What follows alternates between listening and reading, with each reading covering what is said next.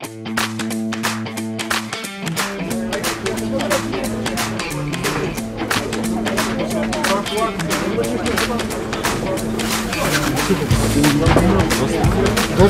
не, много стара.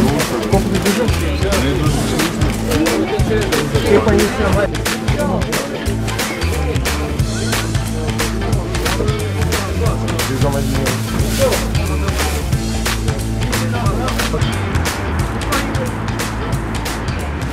Негде 96-97 да не се излажам, тогаш почна првото храна не оружје. Ми измотивира затоа што е вегетаријанско, затоа што нема убивање на животни, ми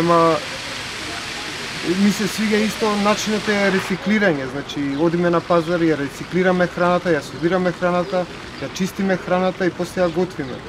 Храна не оружје, зборам за Македонија, секогаш имала некој си као проблем за простор за готвење. Секогаш се снаоѓаме, ама не е стрикно местото.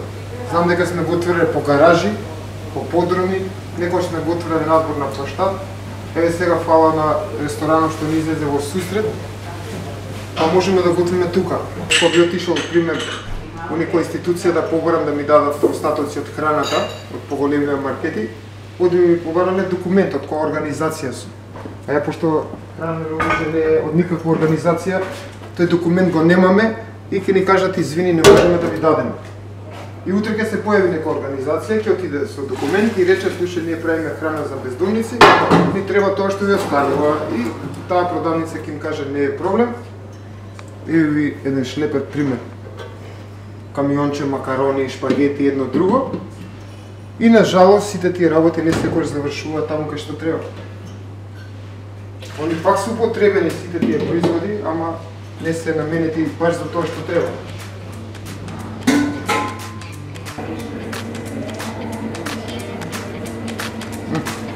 Маско.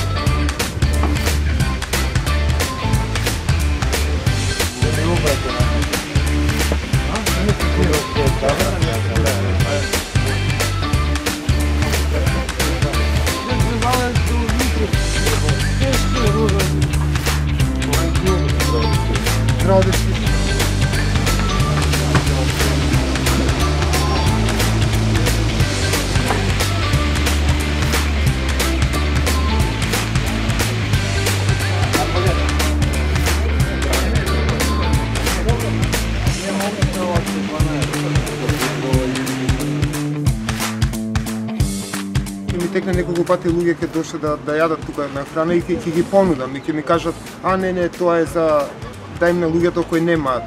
И јас секогаш им враќам со тоа што им кажувам дека храната е право за секого. Значи храната не е привилегија, не е привилегија само за тие што немаат, него храната е право за секого. И оној што има пари и оној што нема пари има право на оброк.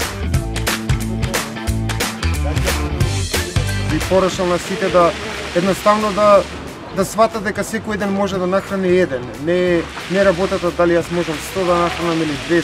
Секој ден од нас, исто е тоа порака на храна не оружје, дека секој ден еден може да нахрани еден, без разлика како и што.